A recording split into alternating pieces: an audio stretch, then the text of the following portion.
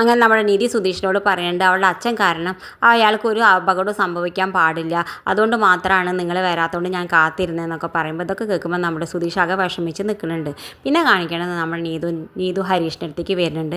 ഹരീഷിനോട് പറയുന്നുണ്ട് നിങ്ങൾക്ക് എന്താ സംഭവിച്ചതെന്ന് അണക്ക് എന്നോട് തുറന്ന് പറഞ്ഞാൽ പോരെ, എന്നാൽ ഞാൻ ഇത്ര തന്നെ അങ്ങോട്ട് പറയില്ലല്ലോ, നീ അതുകൊണ്ട് ഇനി തുറന്ന് പറയാത്തോണ്ടല്ലേ എന്നൊക്കെ പറയുന്നുണ്ട്. ആ സമയത്ത് ഹരീഷ് പറയുന്നുണ്ട് അതിന് എവിടെ നീ എന്നോട് തുറന്ന് പറയാൻ സമ്മതിച്ചേ, നീ എന്നെ ഏത് നേരം എൻ്റെ മേക്കെട്ട് കയറാറുന്നല്ലോ, പിന്നെ എങ്ങനെ ഞാൻ നിന്നോട് എന്തെങ്കിലും പറയുക, പിറ്റേ ദിവസം നീ ഇവിടേക്ക് വന്നു എന്നോട് കുറേ ചീത്ത വിളിച്ചു നല്ലത് എന്താ നീ സംഭവിച്ചെന്ന് എന്നോട് ചോദിച്ചോ എന്നൊക്കെ പറഞ്ഞിട്ട് ആ സമയത്ത് നമ്മുടെ വർക്ക്ഷോപ്പിലത്തെ ആൾ പറഞ്ഞാൽ മതി ഇനി നിങ്ങൾ തമ്മിൽ ഒന്ന് അവസാനിച്ചിട്ട് ഒന്ന് സമാധാനമാവും, രണ്ടാളൊന്ന് ലോകിയാവും എന്നൊക്കെ പറഞ്ഞിട്ട് എന്തായാലും നമ്മുടെ നീതു അവൾ കൊണ്ടുവന്ന മുറുക്കൊക്കെ എടുത്തിട്ട് നമ്മുടെ ഹരീഷിന് കൊടുക്കുന്നുണ്ട്. ഹരീഷ് സന്തോഷത്തോട് വാങ്ങിയിട്ട് പിന്നെ രണ്ടാളും നല്ല ലോകിയായിട്ട് മടങ്ങുന്നുണ്ട്. പിന്നെ കാണിക്കുന്നത് നമ്മുടെ നീതിനെ കൂട്ടിയിട്ട് നമ്മുടെ സുധീഷ് ഇൻ്റർവ്യൂക്ക് പോകുന്നുണ്ട്. കാറിൽ പോകുന്ന സമയത്ത് നമ്മുടെ സുധീഷാണെങ്കിൽ ഒന്നും മിണ്ടാതിരിക്കുന്നുണ്ട് നീതിയോട്. നീതി വിചാരിക്കേണ്ടത് എന്താ സുധീഷ് ഒന്നും മിണ്ടാത്ത, ഇല്ലെങ്കിൽ ഏത് നേരം പടപടാന്ന് വർത്താനം പറഞ്ഞുകൊണ്ടിരിക്കുമല്ലോ, ഇന്നെന്താ ഒന്നും മിണ്ടാതെ കാർ ഓടിച്ച് വരണമെന്നൊക്കെ വിചാരിക്കേണ്ടത്. എന്നിട്ട് ചോദിക്കേണ്ടത് എന്താണെന്നൊന്നും മിണ്ടാത്ത, നീ എനിക്ക് വേണ്ടിയിട്ടല്ലല്ലോ കാത്തിരുന്നത്, എൻ്റെ അച്ഛനൊന്നും എന്നെ എന്തെങ്കിലും ഉപദ്രവിച്ചിട്ട് കുറ്റം ഏൽക്കരുതെന്ന് വിചാരിച്ചിട്ട് മാത്രമല്ലേ കാത്തിരുന്നതെന്നൊക്കെ ചോദിക്കേണ്ടത്. അപ്പോൾ പറയേണ്ട ആ സമയത്ത് നമ്മുടെ നീതി പറയേണ്ടത് ഒരിക്കലും അല്ല,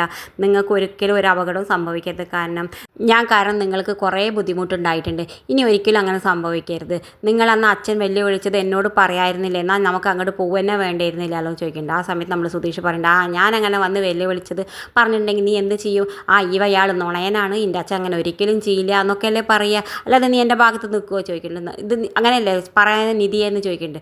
അതെ എന്ന് പറഞ്ഞു. അപ്പോൾ കണ്ടോ, അപ്പം ഞാൻ ഇതൊക്കെ സംഭവിച്ചുകൊണ്ട് ഞാൻ നല്ലതാണെന്ന് മനസ്സിലാക്കി, അല്ലെങ്കിൽ നീ എപ്പോഴും എന്നെ തെറ്റിദ്ധരിച്ചിട്ടല്ലേ ഉണ്ടാവുള്ളൂ എന്നൊക്കെ പറയുന്നുണ്ട്. ഇതൊക്കെ കേൾക്കുമ്പോൾ നമ്മുടെ നീതി ഇങ്ങനെ പൊട്ടിച്ചിരിക്കണമൊക്കെ ഉണ്ട്. പിന്നെ കാണിക്കുന്നത് എന്തായാലും നമ്മുടെ നീതി ഇൻ്റർവ്യൂക്ക് പോയി ഇറങ്ങുന്നുണ്ട്. നീതി ഇൻ്റർവ്യൂക്ക് പോയ സമയത്ത് നേരെ ചെല്ലണത് മാനേജറുടെ അടുത്തേക്കാണ്. മാനേജർ എന്തായാലും ഇതൊക്കെ ഡോക്യുമെൻറ്റ്സ് ഒക്കെ അവിടെ വാങ്ങി നോക്കുമ്പോൾ ആ റാങ്ക് ഹോൾഡർ ആണല്ലേ എന്നൊക്കെ പറഞ്ഞ് എന്തായാലും നിങ്ങൾക്ക് ഇവിടുത്തെ ജോലിയിൽ കയറാമെന്നൊക്കെ പറയുന്നുണ്ട്.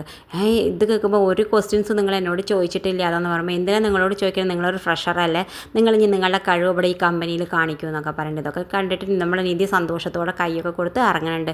എന്തായാലും നമ്മൾ കാറിൽ വന്ന് നമ്മുടെ സുധീഷ് നല്ല ഉറക്കാണ്. സുധീഷ് ഉറങ്ങുന്ന സമയത്ത് നമ്മുടെ നീതി വേഗം വണ്ടിയിൽ കയറിയിട്ട് ഗണപതിനെയൊക്കെ തൊഴുകുന്നുണ്ട്. എന്നിട്ട് തൊഴുകുമ്പോൾ സുധീഷ് ചോദിക്കട്ടെ ഈ ജോലിയും പൊട്ടിയോ ചോദിക്കണ്ടേ, ഈ ജോലി എനിക്ക് കിട്ടി, എന്താ നിങ്ങൾ വേണ്ടാത്തരം പറയണേ, എത്ര ശമ്പളം ഉണ്ട് ചോദിക്കണ്ടേ, 20,000 എന്ന് പറയുമ്പോൾ ഇത്രയേ ഉള്ളൂ, ഞാൻ വിചാരിച്ചു 2-3 ലക്ഷമൊക്കെ ഉണ്ടാവുമെന്ന്, നിങ്ങൾ പഠിക്കാൻ മാത്രം 10-12 ലക്ഷം ചിലവാക്കിയില്ലേ, എന്നിട്ട് ആകെ 20,000 വേണ്ടി ഒരു ഡ്രൈവറായി എനിക്ക് തന്നെ ഇതിനെ ഇരട്ടി കിട്ടുന്നുണ്ടെന്നൊക്കെ പറഞ്ഞു. ഇതൊക്കെ കേൾക്കുമ്പോൾ നമ്മുടെ നീതി ആകെ വിഷമിക്കുന്നുണ്ട്. സുധീഷിന് മനസ്സിലാവും നീതി വിഷമാക്കുന്നുണ്ട്, ഇനി ഒരിക്കലും അവളെ വിഷമിക്കരുത് വിചാരിച്ചിട്ട് നല്ല ജോലിയാണ് എന്തായാലും നിങ്ങൾക്ക് രണ്ടാമത്തെ ഇൻ്റർവ്യൂവിൽ തന്നെ കിട്ടിയില്ലായിരുന്നു, അത് സന്തോഷം എന്നൊക്കെ പറഞ്ഞ് നമ്മുടെ നിധിനെ കുറച്ച് പൊക്കുന്നുണ്ട്. എന്തായാലും നിധി സ്വീറ്റ്സൊക്കെ വാങ്ങിയിട്ട് നമ്മുടെ സുഭാഷ് ഏട്ടൻ്റെ ജോലി സ്ഥലത്തേക്ക് പോകുന്നുണ്ട്. അവിടെ പോയിട്ട് സുഭാഷ് ഏട്ടനും മനീഷിനും ചാന്ദിനിക്കൊക്കെ സ്വീറ്റ്സൊക്കെ കൊടുക്കുന്നുണ്ട്. എന്തായാലും അവൾ വല്ലാതെ സന്തോഷം എല്ലാവരോടും പ്രകടിപ്പിക്കുന്നുണ്ട്. അപ്പുറത്ത് നമ്മുടെ ഭാസ്കരനാണെങ്കിലോ പടക്കമൊക്കെ പൊട്ടിയിട്ട് എൻ്റെ മരുവൾക്ക് ജോലി കിട്ടിയേ എന്നൊക്കെ പറഞ്ഞിട്ട് നാളെ മുതൽ ജോലിക്ക് പോയെന്നൊക്കെ പറഞ്ഞിട്ട് സന്തോഷം പ്രകടിപ്പിക്കുന്നുണ്ട്. ഇത് കാണിച്ചുകൊണ്ടാണ് ഇന്നത്തെ പ്രൊമോ അവസാനിക്കുന്നത്.